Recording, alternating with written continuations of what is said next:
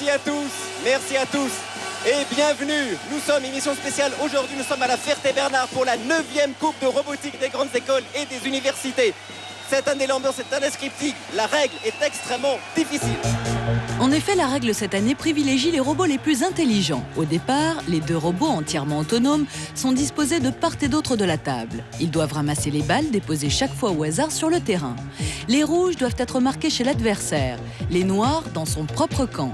En cas d'erreur, le point est marqué contre son camp. Enfin, détail essentiel, une balle marquée doit rester sous le panier, sinon le point est perdu. Il y avait au début de la compétition depuis 2 jours 97 robots inscrits.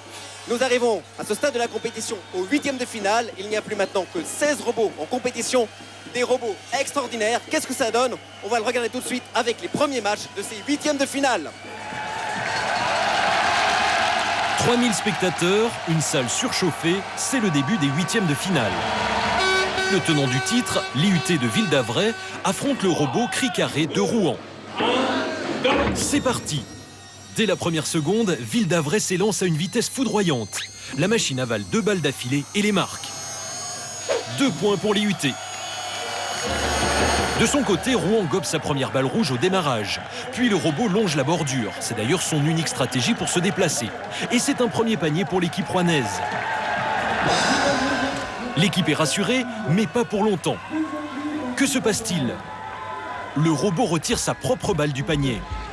C'est une catastrophe, le point est perdu. Et la série noire continue pour Rouen. Désorienté, le robot se bloque. L'ordinateur de bord est grillé. Pour cette équipe, la compétition est terminée. Pendant ce temps, Ville-d'Avray enchaîne les succès. Le détecteur de couleur du robot laisse passer la balle rouge, 1 point de plus.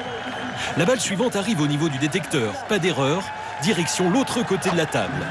Dernier point pour Ville-d'Avray, grand vainqueur de ce match. Score final, 4-0. On est très fatigué, on est très content d'être là et on est très content d'avoir gagné.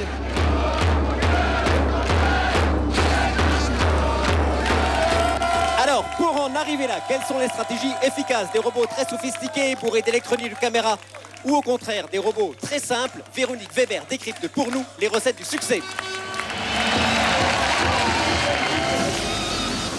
Un 3e œil. Pour remporter la Coupe 2002, l'arme absolue, c'est d'embarquer des mini-caméras. Sur 97 robots homologués, une majorité ont choisi cette tactique. Pour détecter les balles disposées différemment sur la table à chaque partie, rien de plus efficace que ces petites merveilles couplées à un logiciel d'analyse de l'image. Donc on fait de la vision, on détecte au début du match toutes les balles qui sont posées aléatoirement, donc on fait une trajectoire qui passe par ces balles. Et certaines caméras peuvent même isoler la couleur de la balle. L'idée, c'est de prendre une photo et puis après ça, on va garder que le rouge sur la photo. Donc en fait, tout le reste est mis en noir, on garde que le rouge. Indispensable donc cette année, ne pas confondre le noir et le rouge. Pour cela, en plus des caméras, beaucoup de robots sont équipés de détecteurs de couleurs. Voici le robot Istaz. C'est ici que les balles passent au-dessus du détecteur. Rouge, c'est pour le camp adverse. Noir, retour vers ses propres paniers. Mais comment se repérer sur l'aire de jeu? Regardez Minitech, c'est en se heurtant contre les bords qu'il se recale et retrouve ses marques. Résultat, ce petit robot ne perd jamais le nord.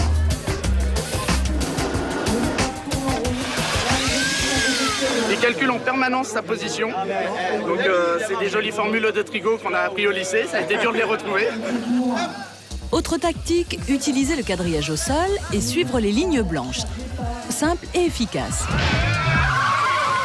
Mais le grand risque au cours des matchs, c'est la collision qui menace à tout instant de dérégler le système de repérage des robots. Conséquence, un déploiement en masse des balises infrarouges pour localiser et éviter l'adversaire. Voici Ville-d'Avray contre Istaz. Sur chaque robot, l'adversaire a placé une balise. Et ainsi, ils parviennent à s'éviter.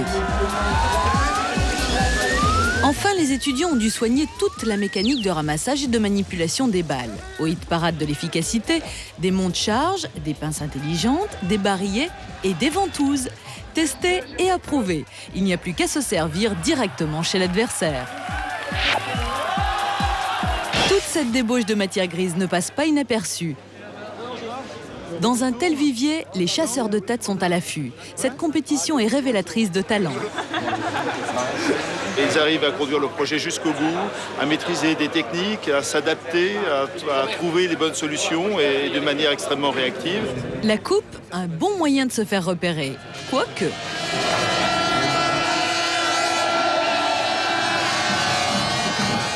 On ne se rend pas toujours compte, mais un robot comme celui-ci, ce sont des semaines, des mois de travail acharné, des jours, des nuits, des week-ends, et ce, jusqu'à la dernière minute. Et pour bien s'en rendre compte, on va rejoindre tout de suite notre ami Christophe de Bonneuil dans les stands. Voici les coulisses de la coupe. Une véritable fourmilière. En tout, 160 équipes qui peaufinent leurs robots dans leur stand pendant 5 jours. Des mois de préparation, des nuits de réparation, du coup, certains s'effondrent. Un coup de pompe malvenu à quelques minutes des premiers matchs. N'est-ce pas, Christophe? On le laisse dormir, hein, parce que vu tout ce qu'il a bossé...